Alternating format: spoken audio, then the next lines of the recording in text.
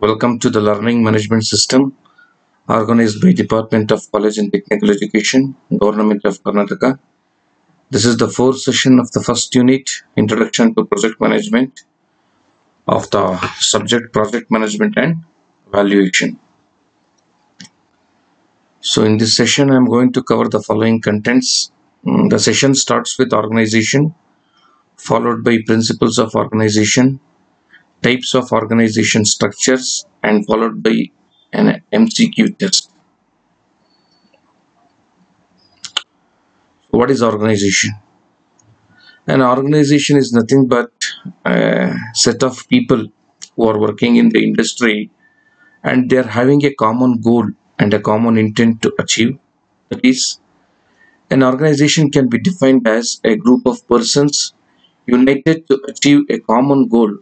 That is, what is the common goal? If you are constructing a building, then the finishing of the building is the common goal. If you are into a highway project, the finishing of road in all respects is the common goal. If you are building a tunnel project, finishing of the tunnel is the common goal. That is the common goal for all the persons. Okay, the hierarchy may include so many people, and also the responsibilities also may differ from the lower level to the higher level, but all the people are having a common goal that the building has to be structured, has to be completed within time, within the cost, and within the budget. Okay, and also the responsibilities will be defined and the relationship will be established with each other employed in the organization. That is called an organization. The responsibilities means almost the all the diploma engineers who are passing out will be going into the field and they be designated as site engineer or site supervisor, and they will be reporting to senior engineer, and the senior engineer will be reporting to the project manager.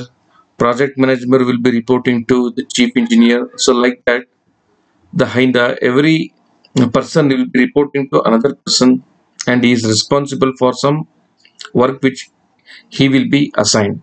So there will be a relationship between every designation or every person who are employed in that organization. So the basic principles of organization, the first and foremost is the objective. Okay, the objective has to be clearly defined. Okay, in the organization means it must be clearly defined for the entire enterprise for each department. Okay, and even for each position in the organization structure. So like that, there are plenty of departments in the construction industry. It may be quality control or quality assurance department, stores management department, site execution department, billing department. So each and every department has got its own responsibilities, and each and every department has to coordinate with each other for establishing a position in the organization structure. Like that, you can see here the engineers are checking the reinforcement. These site engineers are holding a bar bending schedule, and they are going to check the spacing of the reinforcement bars, and also they are checking the diameter of the bars, and they are checking the cover, and they are checking the level of the shuttering. So here there is one more picture called, he is called as quality control and quality assurance, where whatever the concrete that has to be put into the site will be tested in the labs.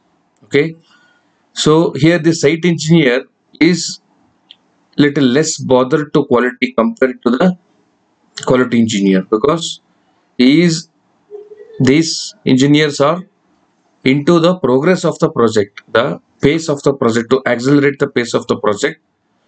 When the project is being accelerated and there are chances of reduction in the quality, so in order to control that, there is one more department that is established called as the quality department, and the reinforcement bars that are being placed here, before it is being used in the site, it has to be tested in the lab.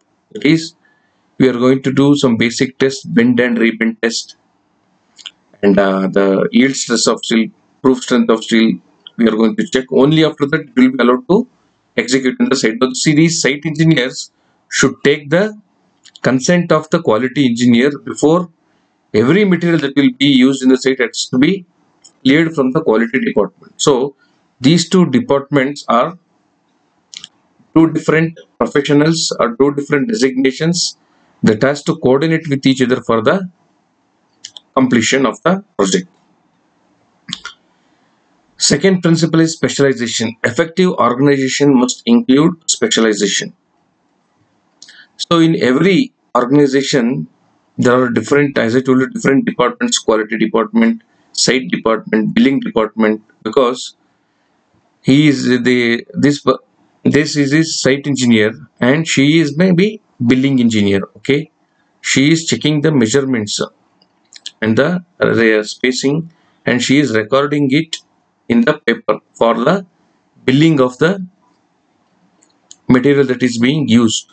This is quality department. So each and every person is specialized in their own area for with a common intent, with a common objective, with a common goal. And here one more department, that is survey department. The survey department is less bothered about the quality and also about the progress of the site. He is only bothered about the marking of the building, about the marking of the columns, about the verticality of the structure, about the levels of the different floors. So this is one more department, and this department is less concerned with the quality department. This department will be coordinating more with the site department. So specialization is very important in an organization. Every person will be having a different skill set, different strength that has to be explored. So the coordination is a very important, because here there is one activity that is being conducting, that is block masonry. Here you can see the structure, the housekeeping has been completed by the site team, and these blocks has to be compulsorily get tested in the quality lab. That is, the compressive strength of the blocks has to be done before being used in the site. So the coordination means the quality and the site engineer, both of them have to coordinate prior before this activity will be constructed. And a survey engineer will come and check the line. Site engineer will check the marking or the dimensions of the rooms. So, and also survey guy, site engineer will check the quality, the verticality of the structure when the wall is being raised, about the openings in the rooms. So these three people will have to coordinate with each other, and also he has to coordinate with contractor also. And there is one more designation that will be entered, that is called a safety manager. Okay, the safety engineer will take care of the safety of the persons, that is whether the person has wear safety helmets and safety shoes, if he is working above 1 meter height, whether he has wore the safety belts. So different departments has to coordinate within itself, okay, for achieving a common goal. Responsibility. Authority should be equal to responsibility. So in the construction industry, since an independent freedom will be given to the engineers, okay, here site engineer, when he is going to execute the job, he will be reporting to the senior engineer. Okay, this site engineer will be doing the marking, okay, and will be responsible for the block masonry that is being done here. If the person is using the blocks, lesser strength blocks or poor blocks, then quality engineer will be held responsible that why he has allowed these blocks into the site, because the compressive strength of the blocks is not good. So the authority of the should be equal to responsibility. Responsibly the engineer should act in the site. So the clear unbroken line of authority. The line of authority flows from the highest executive to the lowest managerial level, and the chain of command should not be broken. The chain of command means the network of the different professionals should be interlinked to each other, such that He has to be accountable and he has to be responsible for whatever the works he is being executed by the manpower. Okay, here in this picture we can see this shuttering activity is going on. Here these three professionals, that is site engineer, a site supervisor and the shuttering carpenter, are coordinating with each other for checking their, they may be checking the beam widths or beam depths, they may be checking the thickness of the slab, they are checking the length and width of the rooms, so like that. So whatever the mistakes that will be done will be actually identified. It has to be understood for the hierarchy that where the mistake has come, and the senior most person will be having the topmost position, the one with good experience, and like that the it will grow from lower to the higher order. Okay, so every professional has to be commanded by the superior to be accountable and responsible. Please, there should be having a clear unbroken line of authority. Delegation: the decision should be made at the lowest competent level. Authority and responsibility should be delegated at the lowest level of organization.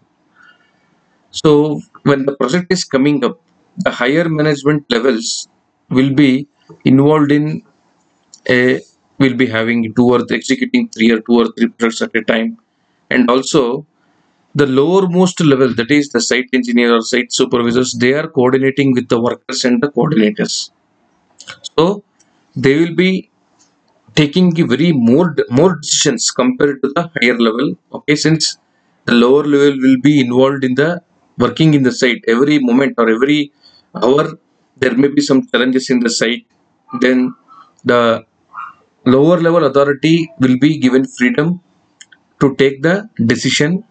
So the authority and responsibility will be given to the lowest level of the organization.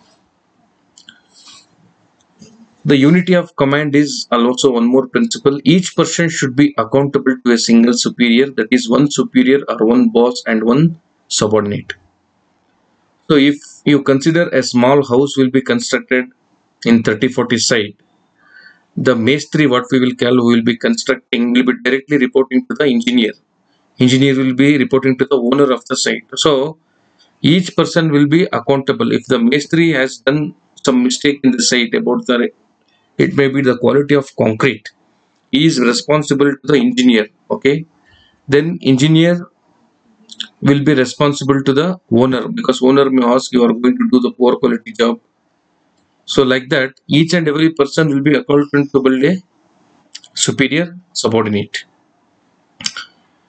Span of management: no superior at a higher level should have more than 6 immediate subordinates. So it is scientifically proved that one person at a time can manage 6 subordinates at a time. So more than 6, he will be, inefficiency will be proved. So immediately below the superior level, 6, maximum 6 designations or departments will be given to the superior level.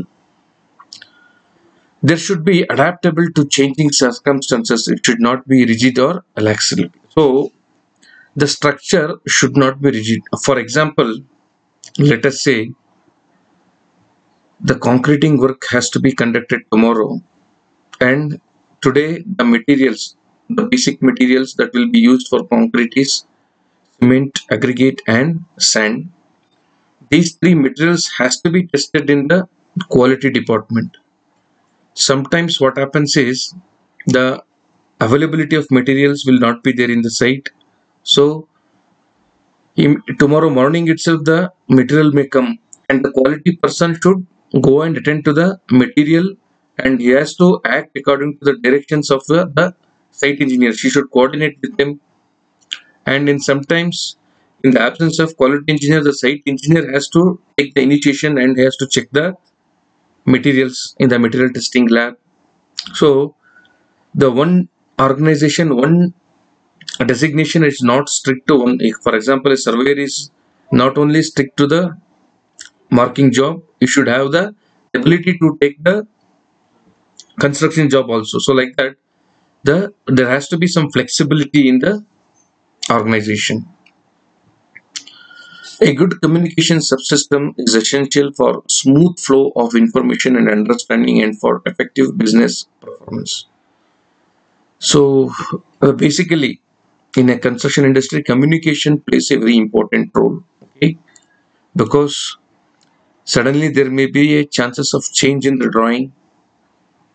That change has to be communicated from the consultant, from the architect to the contractor, and ultimately reach to the worker who is working in the site.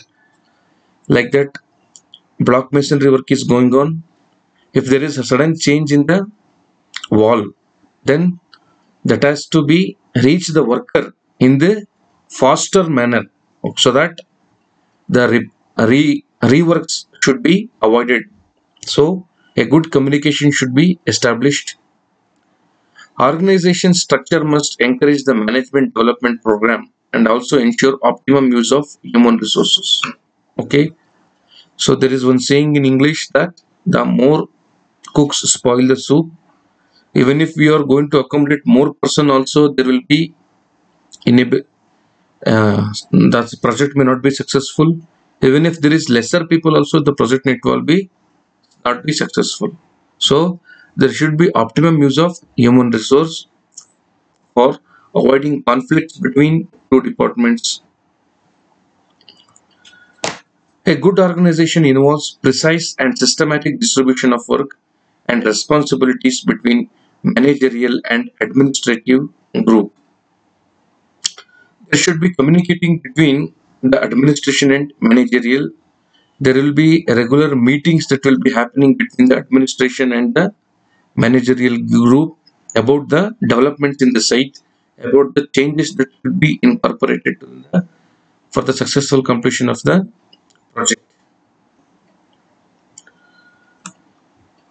So these are the different principles of organization. Now, if you have made a good organization, if you have made a good hierarchy, then there are a lot of advantages. It increases cooperation and a feeling of freedom. When the lowermost engineer will be given a drawing to execute a job, he will be having a highest independency, or he will feel the highest freedom in executing the job, because he will be commanding to the workers. That is one good advantage in this organization system. It prevents duplication of work, because when one work is allotted to one person, he will be accountable and responsible to the person. No another person will be interfering in that, because the superior level will ask the people who are at the down level. So it prevents the duplication of work. It makes communication easier, because if there is a sudden change in the drawing, then whom to communicate, that will be easier. If there is a requirement that the compressive strength of the blocks has to be increased, straightly there will be communication to the quality. Okay, that will not be concerned with the site team. So since the designations has been given based on their skill set and the specialization, and the communication will be little easier. It shows promotional possibilities, as the engineers will be given independent freedom regarding the progress, and regarding their efficiency would be clearly judged by the superior level for the promotional possibilities. It minimizes conflict between the individuals. Since one work has been given to one person, there will be lesser conflict. Otherwise, if one area has been given to two engineers, there will be a ball passing system. Means this engineer may complain that I have not done this, he has directed it. So for avoiding that, a good organization will be providing a lesser conflict between the individuals. It provides a sound basis for performance appraisal and merit rating. Okay, as there is the one, since the designations has been clearly mentioned and scope of work also clearly mentioned for those designations, about their boundaries, about their job. So every day the assessing of their performance could be easy. The site engineer's performance will be assessed by how he is coordinating with the quality department and stores department, and also how he is allotting the work to the workers. He is not letting them idle, and whatever the management has given, because before starting of the project, a breakup plan, a working plan will be given to him regarding the dates of completion for the slabs or the floors. So this provides a platform for him to explore it. In the same manner, the quality person, there will be auditing from the owner side about the quality audits that will be conducted, about the testing of the materials, for how many bricks, how many blocks he is testing, because IS says for one load of bricks around 6 to 9 blocks has to be tested, and for every 5 cubic meter 3 cubes has to be made and tested. So as per Indian standards, whether the quality engineer is performing or not, this will be obtained by suitable documents, because those quality reports are always documented in the lab. So this provides a sound basis for the appraisal of his performance. So based on this, the organization structures are divided into three types. The first one is line or military organization. Second one is line and staff organization. Third one is functional organization. So the line or military organization is a very simplest type of organization in which the responsibility is distributed from top to bottom. Here, the construction organization is not divided into departments. In spite, the hierarchy comes from top to the bottom. Means that every person has should have a all skill set of the engineering. So this is the typical flowchart for this. The chief project manager is the superior for this project. He will be commanding to the chief engineer. So the chief engineer will be responsible for, will be given residential engineer 1 and residential engineer. Under residential engineer there will be assistant engineer. Under assistant engineer will be junior engineer. Junior engineer will be foreman. The foreman is also called as the person who is going to maintain the workers. There are various types of foremen: bar bending, shuttering, and masonry, plastering. And these persons will be reporting to junior engineer for any kind of details. This junior engineer will be reporting to the junior engineer, will be executing the job. He is reporting to the assistant engineer. Assistant engineer will be reporting to the residential engineer, where the chief project manager plans the completion dates. He will be having a coordination with the owners or consultants, and this chief engineer is the responsible for site, maybe site activities, billing activities, quality activities. So this will be completely distributed at the bottom. Here you can see one person will be held responsible for the topmost person will be major responsible for the successful or failure of the project. The advantages of this type of organization is the command and control is very effective. It is simple to work and easily understood by the employees. Responsibilities at all levels are definite and fixed. Facilitates quick decision making, and responsibility for any mistakes can be easily fixed. But the disadvantage is communication from the lower level to the top management is very much handicapped. Top executive and key men may be overloaded. You can see, so here the foreman or the junior engineer is nowhere connected to the top level executive. Okay, so whatever the problems he is facing in the site, he has to report to the assistant engineer. So There is no communication between the top executive level and the bottom executive level. But one advantage is the communication will be very easier, as it will be passing system subsequently, and also it is very easy to work. It's not, but it is a little rigid structure, I can say. Little rigidity is there, flexibility is lesser. So the another type of organization is a line and staff organization. In this type of organization, the topmost executive will take the decisions on the matters related to the project. So this is an updated version of line and military organization, where here the departments has been defined. There will be one design engineer, design team, architect team, finance, the budget making and the billing team, security team, admin team, and legal team. The design engineer means he is going to prepare structural drawings. Architect is going to prepare the architectural plans. The financial manager is will be mobilizing the funds for the site, and also they are receiving the bills from the owner. Security officer means, since the construction industry, a lot of costly materials will be involved, it has to be safeguarded, because the entry and exit of each and every vehicle has to be administered. An admin officer will be taking care of the salaries and the issues related to labors, the construction team. And a legal officer will be there for any violation in the breach of contract or agreement, or any cases. The legal officer will be handling those issues. So in this, the topmost executive will be the one person who will be commanding, and he is also given the responsibility of the site progress also.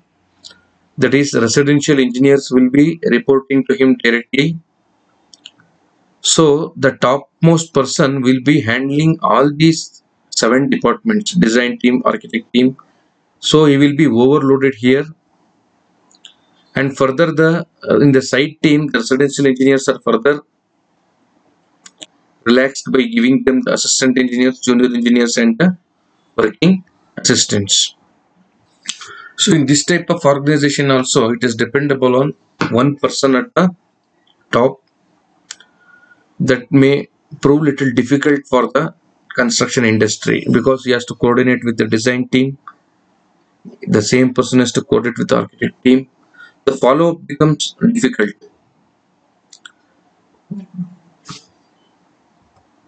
And there is advantages is, there is good combination of specialist services. Means the every specialization, every department has given a separate specialization, a set of people for dedicating them to one kind of work. Since the specialization will be given, the project will be executed better quality compared to the line and military organization. The line personnel can devote their entire time to achieve the targets of the project. That is, before starting any site activities, the drawings has to be prepared. So the architectural team and design team will be given a deadline: till this date you have to complete the drawings. So that target will be given to them, and once the release of drawings has been done, site team will be given the breakup of the execution of the project, and their targets will be fixed. And finance team, in order to have a smoother flow of the project without any hindrances by the finance, they will be given the targets that every month this amount of rupees billing should be done, this amount expenses will be done, the forecasting of the future months will be done, this target will be given to them. And for security team, avoiding the theft, and for entry and exit of those vehicles, and checking the reinforcement weight in a weighbridge.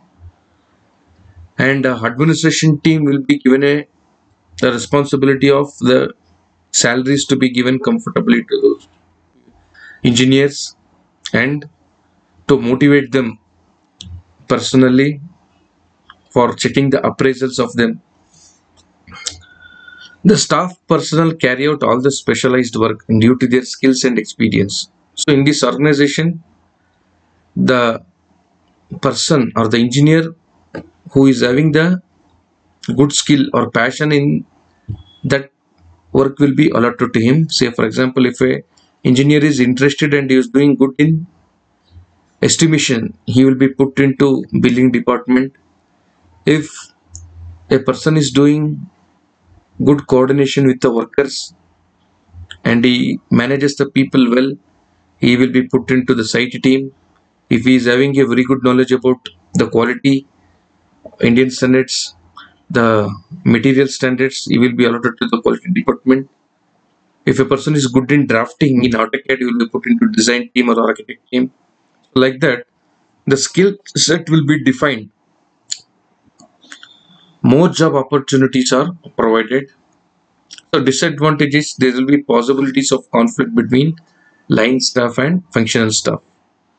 So what happens is, coming to the progress of the project, if the progress is little slower, then they are going to put it on design team or the architectural team that the drawings has not been submitted in time, and they may tell that the site team is lesser in progress, they are not accelerating the job.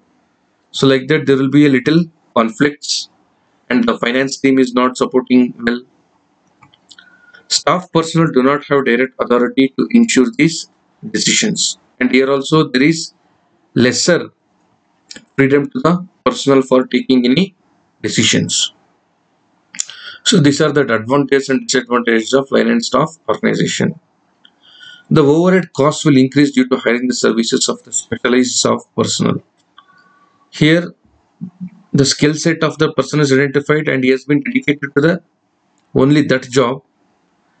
There is chances of recruiting more people, okay, to the organization that may prove to be very costly in hiring the people. The third important organization is called as functional organization. So in this type of organization, here the work will be divided in such a way that each person has to perform a minimum number of functions. This type of organization permits highest discipline and control of any organizational concepts. So here, in the same manner what the line and staff organization has been done, the skill set will be identified. In addition to the skill set, other responsibilities will also be given to the same person, which proves to be little lesser in number of people in the organization, more responsibility with single person. So here the chief project manager will be there as a head of the project, and a construction manager who is looking after all the activities like design, site development, site progress and architecture. Accounts manager will be directly dealing with the finance. So here the engineers will be controlled by the accounts team and also by the construction team. So this person will be reporting to both the team. So in spite of the progress of the site, he has to look after the billing and he has to look after the payments of the subcontractor. He has to prepare the bills. So in this manner, one person and more work with that principle, this functional organization has been done. That is, that engineer should perform a minimum number of functions. This is called functional organization. Here the advantage is the entire work is divided on the basis of functional specialization. So the efficiency will be increased and everyone is to maintain their own functional efficiency. The work is properly planned and distributed. The planning is separated from design work. Okay, here the design completely given to the outsource agency. So there it will be only site progress team. It helps in doing work as per specifications. Okay. So before doing the job, the estimate will be given to you, bill of quantities, there the set of specifications will be there. The person can comfortably execute the job as per specifications.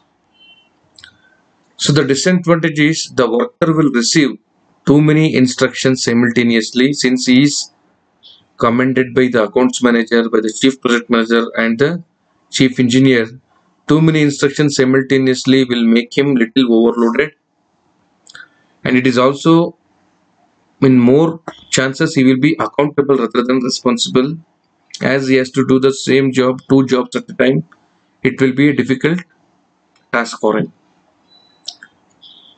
Coordination also becomes more difficult.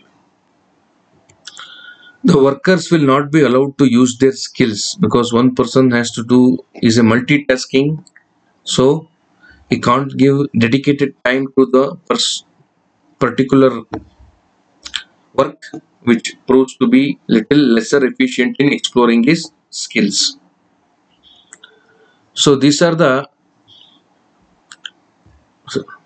concepts about the organization, types of organization, their advantages and disadvantages. Now there will be a multiple choice question test. So the first question is, the group of persons united to achieve a common goal, defining the responsibilities and establishing the relationship with each other is called option A, designation, option B, organization, option C, functionality, and option D, coordination. The right answer is option B, organization. The main principle of an organization is option A, unit of command, option B, effective control at all levels, option C, delegation of authority, and option D, all of the above. The right answer is option D, all of the above. He has to maintain the delegation, he should be effective, there should be command. Military organization is also known as a line organization, line and staff organization, functional organization, and D, none of these. The right answer is option A, line organization, since the topmost person or the executive will be responsible and commanding, it is called as also military organization. Frederick W. Taylor introduced a system of working known as line organization, option B, functional organization, option C, line and staff organization, or option D, effective organization. The right answer is option A, line organization was introduced by Frederick W. Taylor. No superior at a higher level should have more than dash immediate subordinates. Subordinates, fill in the blanks. 4, option B 7, option C 5, and option D 6. Means higher superior level is having the ability of controlling this much amount of subordinates. The right answer is option D 6. The question number 6. Identify the factors for efficient organization in the construction industry. Option A, developing a good communication system, delegation of responsibility, developing the structure for the organization, and option D, all of the above. The right answer is option D. There should be a good communication system, there should be delegation of responsibility, and also the structure also should be good. So the option D is the right answer. The most popular type of organization used for civil engineering is option A, line organization, option B, functional organization, option C, line and staff organization, and option D, none of these. Actually, in construction industry, there are chances of using functional organization, and nowadays it's a completely different set of organization will be used based on their skill set, and generally the line organization was preferred in the initial days. Modular coordination of construction means proper planning, designing, execution, and D, all of the above. The right answer is option D. For good coordination of construction, there should be good planning, the design should be cool, and also execution should be done with respect to the time and the budget. In this type of organization, the whole work is divided in such a way that each person has to perform a minimum number of functions, line organization, line and staff organization, functional organization, and option D, none of these. The right answer is option B, functional organization, where it has been defined with a minimum number of functions. The topmost executive who will take the decisions about the project in line and staff organization is option A, Chief Project Engineer, option B, Chief Project Manager, option C, Financial Manager, and option D, Construction Manager. The right answer is option B, Chief Project Manager. Thank you, one and all.